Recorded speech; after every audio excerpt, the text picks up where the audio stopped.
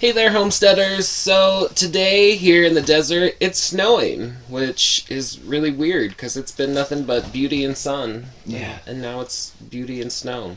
It's probably kind of a weird time to be doing this, but we found someone online that happened to be giving these away, so today we're going to plant some Jerusalem artichokes. And then in the kitchen, since I haven't ever cooked with these before, I'm just going to be sautéing them in a little bit of oil, some salt and pepper to see what they taste like, just at a basic level. Well, it's only getting snowier here, so why don't we hurry up and get this done? Let's go. We're Kaliki and Brett, a rugged and adventurous gay couple who are sick and tired of clashing with life in the city. So we decided to head into the desert to chase our dreams and thrive. Along with our furry friends Chuck and Momo, We'll explore DIY projects, tiny house construction, gardening, hiking, cooking, and share what it looks like to jump headfirst into homesteading. So subscribe and join us on our dusty adventures to build this desert dwelling.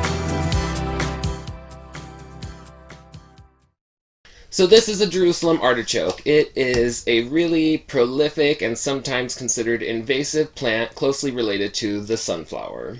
So they can grow anywhere from 6 to 20 feet tall, I've heard, and they look basically just like your average stand of sunflowers, but underneath each one of them will produce up to 20 of these crispy, crunchy, healthy little nuggets for you. I've heard they're kind of similar to a potato. I've also heard that when you eat them raw, they're kind of like a water chestnut. But we'll explore more of that in Brett's kitchen today and give you a better idea of what they taste like. So I basically just want to plant these around in spaces where I don't mind them invading. One of the places I want to put them is over by the chicken coop because I've heard they are a great plant for them to kind of mess with and pick at, and it'll kind of just spread and be a wonderful, easy to manage little area for that. I don't want to plant these in the high tunnel because they are invasive and I don't want them to just completely take over that space for all the other plants that we have going. What else?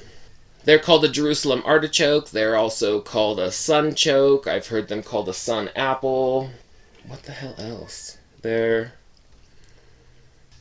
do have a thin skin and can tend to rot really easily once you've pulled them out. But I think if you leave them in the ground, they'll stay there all winter, and I've also heard that they get sweeter during the colder weather. So this will be a great thing to keep us going during the winter months when we need some fresh produce, and yeah.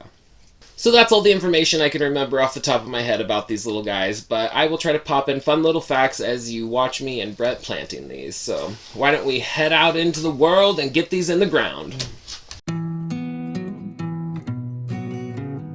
Okay, so I'm going to plant some of these Jerusalem artichokes right here along the chicken coop because I think they'll love it. And it will attract some bugs. It'll block those little devil birds that steal their food from coming in the side of this all the time. So I'm just gonna dig a tiny little bit here. I'm gonna go deeper than I want to plant them just so I can soften up all the soil. Ideally they like a light loamy soil, but we don't have that here, ever. It's pretty nice. Don't tell me that's not loamy. I think they're gonna love it here. Yeah, they're gonna freak out, take off. And I don't really think it matters which way is up. I mean, you can see these little sprout bits on there, so I guess I'll try to point those up. But I don't think it really matters that much either. So, 3 to 6 inches in the ground. Even that, I think it's willy-nilly whatever. I'm gonna just push it in the ground. Do it.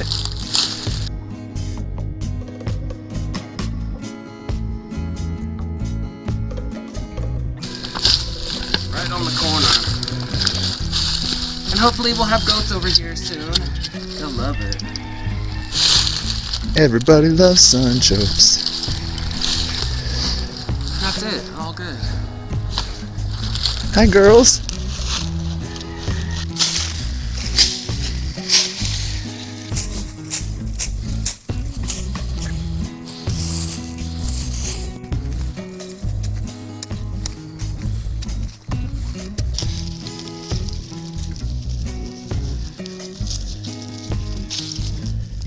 So there's a drain pipe right here just in case our land floods or anything. It can go into that drain ditch over there. It's a little lower and stays kind of moist in this spot, so I think it'll be a good place where we won't really have to do anything to take care of these. Ooh, it's juicy in the ground.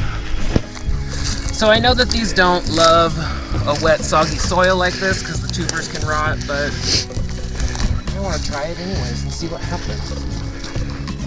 And these are very heat and drought tolerant, but they do prefer about an inch of water every week. I'm gonna throw those in there. Throw this dirt back on top. Hopefully little rodent-y creatures don't come and steal them. All right. What the hell? He knows about the camera. So Momo likes to run through here, but we're gonna put a stop to that with these plants. We don't come over here very often. We don't water over here. We don't really do anything over here. So I'm curious just to see, will these survive over here completely left alone? So this little lower spot here, I imagine, gets more water.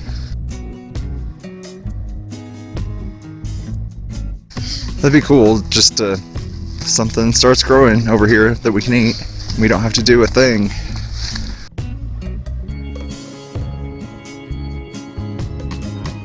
I'm gonna just snap it in half. I can't wait to taste them. I'm so curious to eat these. Just throw them down,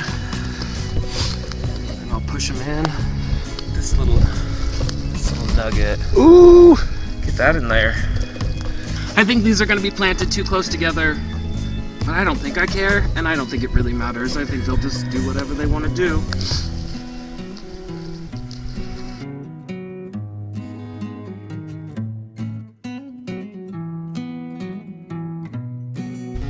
Hide it, hide it. Alright. Ooh. Alright, well, we got all those Jerusalem artichokes in the ground, so now it's time for Brett's kitchen. Let's go. Oh, hi, Annie. Come on in.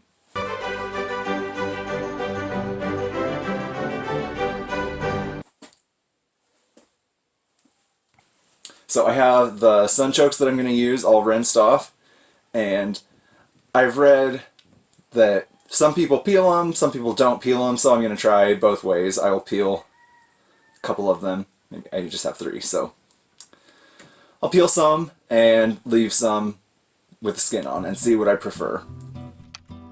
So first I will peel what I'm going to peel.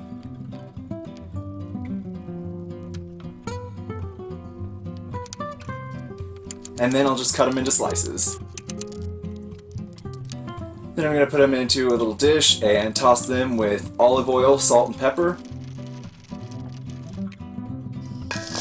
Then add them into my nice scorching hot pan.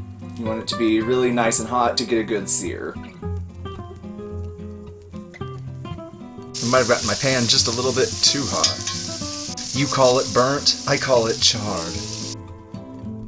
And just flip those over a few times, keep them moving around so nothing burns.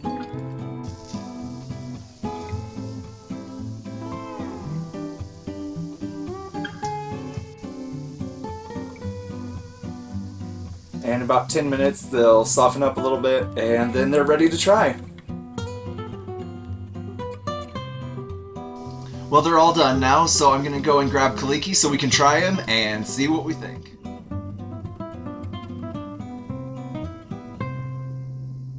They look so good. They look like potatoes. Yeah. They smell really good. Should we try the raw one first? Yeah, let's try a raw one first. Okay.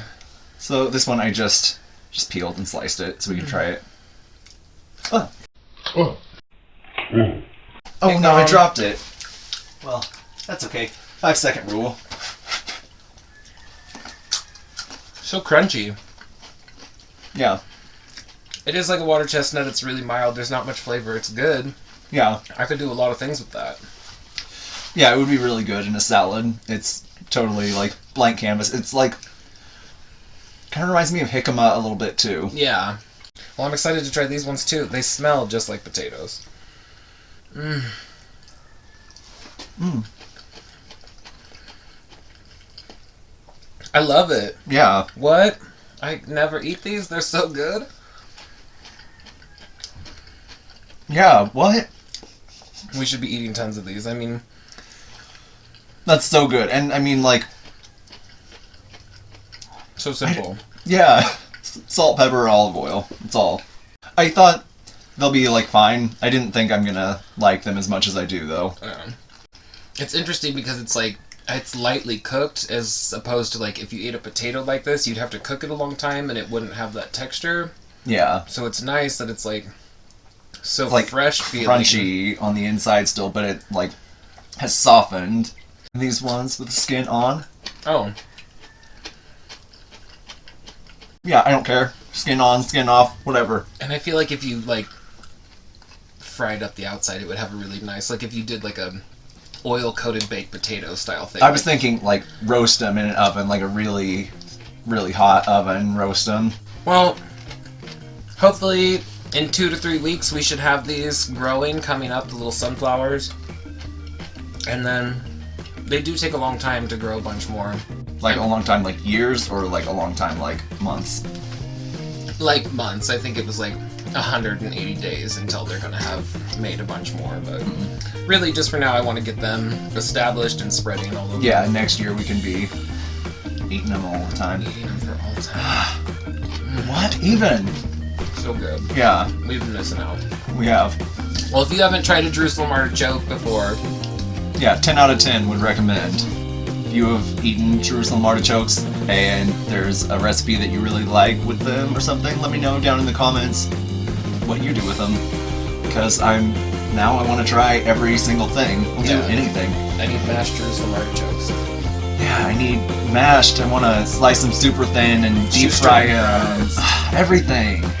Well, I'm glad we got these. I really appreciate that they were donated to us from someone nearby. That's always even better. If you enjoyed today's episode, you should definitely check us out on Patreon. There you'll find all of the recipes from Brett's Kitchen and a bunch of fun other extras. So be sure to check that out. And don't forget to like, subscribe, and hit the notification bell here on YouTube so you don't miss the next episode of Desert Dwelling. See you next Tuesday. Bye!